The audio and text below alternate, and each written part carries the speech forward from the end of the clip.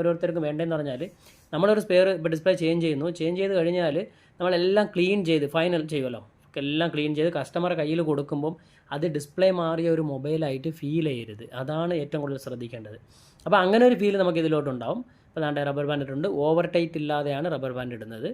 എന്നിട്ട് നമുക്കൊരു 10-15 മിനിറ്റ് മാറ്റി വയ്ക്കണം. ഇത് ഉണങ്ങാനായിട്ട് ഇപ്പം പുതിയൊരു ഗമ്മൊക്കെ ഉണ്ട് കേട്ടോ, പെട്ടെന്ന് ഉണങ്ങും. എന്ന് പറഞ്ഞാൽ വെച്ച് കഴിഞ്ഞാൽ പിന്നെ ഡിസ്പ്ലേ എടുക്കാൻ പറ്റത്തില്ല. അങ്ങനത്തെ രീതിയിൽ ആ ഗമ്മൊന്നും ഞാൻ ഉപയോഗിക്കാറില്ല. ഞാൻ പറഞ്ഞിട്ടുണ്ട് ഈ 002 ആണ് മൈ ഫേവറേറ്റ്. ഓക്കെ, അപ്പോൾ ഉണങ്ങാൻ വെച്ച് എടുത്തു.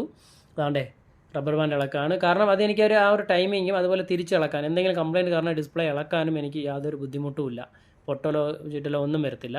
മറ്റേ ഗമ്മൊക്കെ എന്ന് പറഞ്ഞാൽ ഭയങ്കര പാടാണ്. അതെന്ന് പറഞ്ഞാൽ അത് ജസ്റ്റ് അങ്ങോട്ട് ഡിസ്പ്ലേ തൊട്ട് കഴിഞ്ഞാൽ അവിടെ കയറി ഒട്ടി പിടിക്കുക ഒരു വെള്ള ഗമ്മ്.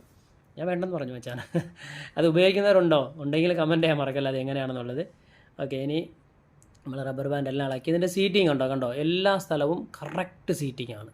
അപ്പോൾ ഞാൻ ഈ സ്ട്രിപ്പും കൂടി ഒന്ന്